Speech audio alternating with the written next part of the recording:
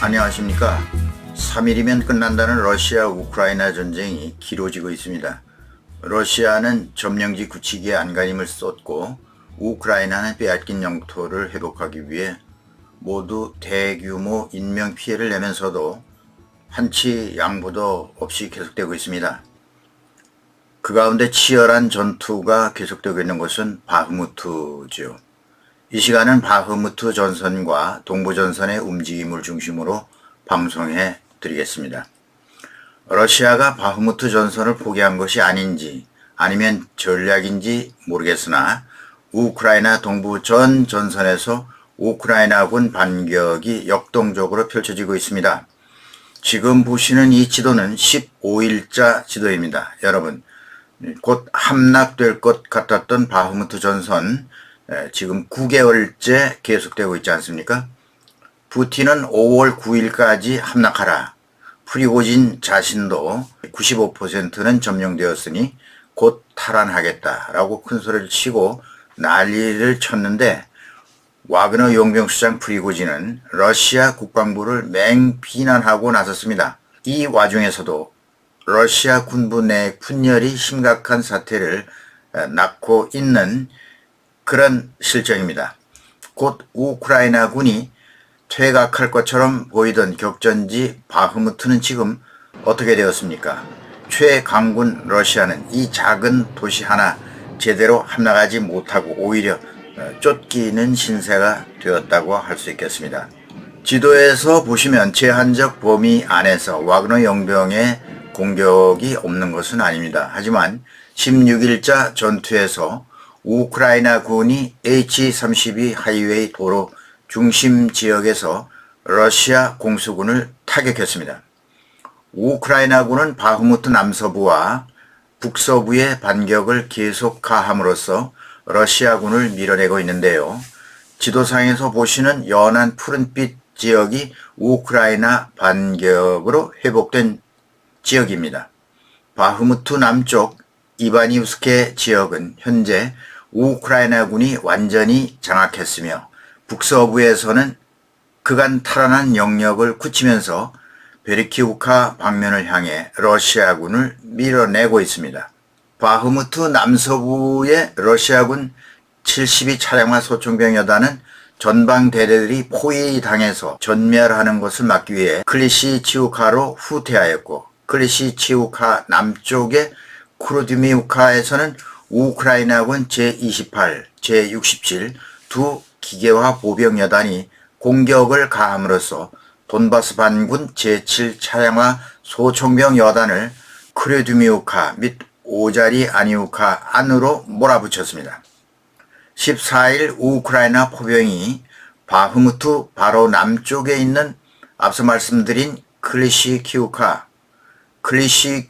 있는 러시아 지휘소를 포격했는데요.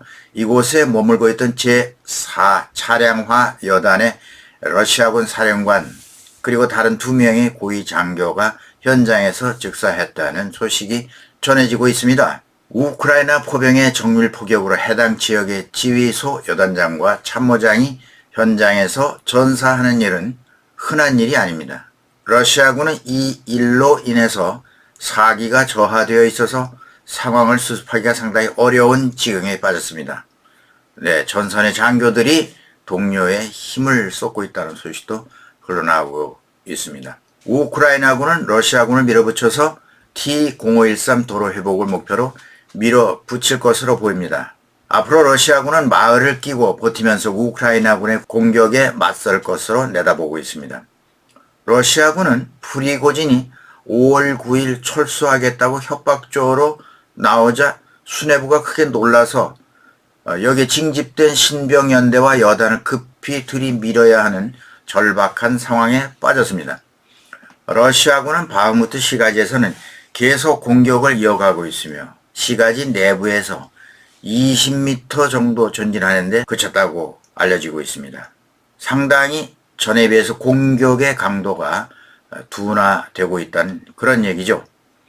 사실 우크라이나 군으로서는 도심지 공격보다는 서북쪽과 서남쪽 외곽에 벌어지는 전투에서 얻은 수십 킬로의 전과가 더 중요하다고 할 수 있습니다. 그렇다고 해도 이것이 역시 우크라이나 대공세라고는 볼 수가 없습니다. 결과적으로 본다면 러시아군의 바흐무트에 대한 공세는 사실상 지금 이런 모양새로서 종반전으로 치닫고 있는 것이 아닌가 이렇게 판단이 되고 있습니다. 러시아군은 성체라고 불리우는 바흐무트 서부 끝자락의 주거단지 주변에서 계속 고전을 하고 있으며 하루 이틀 안에 돌파될 것 같지는 않습니다. 해당 지역은 우크라이나군의 블록과 주요 진입로마다 대전차 화망과 기관총 진지가 틀어박혀 있어서 와그너 용병이 주로 사용하는 돌격대 전술로는 뚫기 어려운 그런 지경에 이르고 있습니다. 남부 전선의 불레다르 방면에서는 러시아군이 완전히 수세에 몰려 있습니다. 우크라이나군은 러시아군이 밀집되어 있는 불레다르 전면을 슬쩍 피해서 불레다르 서쪽을 계속 들쑤시고 들어가면서 러시아군을 광범위하게 분산시키고 있습니다. 한편 우크라이나군은 북부전선 스바토베 방면에서도 반격을 실시했는데요. 노보셀리우카 바로 옆에 붙어있는 쿠제미우카 방면으로 우크라이나군이 기습 공격을 실시해서 한때 러시아군이 일시적으로 시가지에서 밀려나기도 했었습니다. 이 전황에 관해서 러시아 소식통은 우크라이나군이 러시아 전선을 돌파했다. 그리고 우크라이나군에게 스바토베 북쪽 쿠제미우카를 잃었다. 이런 보도를 러시아 측에서 했습니다. 우크라이나군은 이렇게 능동적으로 찌르기 공격을 반복하고 있으며 러시아군 약점을 속속 노출시키고 있습니다. 어느 부분이 약한 부분인가? 어느 부분이 공세에 가능한 지점일까? 이런 거죠. 우크라이나군이 대공세를 위한 전술의 일환이 이러한 방법을 사용하고 있다고 하는 것을 은근히 나타내 주고 있습니다. 우크라이나군은 바흐무트의 측면에서 계속 전진하고 있는 가운데 우크라이나 국방부는 16일 우크라이나군이 도시 바로 북쪽과 남쪽에 있는 10개 이상의 적진지를 점령했다고 발표했습니다. 10개 이상의 적진지를 점령했다면 러시아군으로서는 큰 타격이 아닐 수 없으며 러시아군의 사기는 엄청나게 저하될 것으로 보이고 있습니다. 한편 우리나라 소식입니다. 16일 zelensky 대통령의 특사 자격으로 zelensky 대통령의 영부인인 올레나 zelensky 여사가 우리나라를 방문해서 윤석열 대통령을 예방했습니다.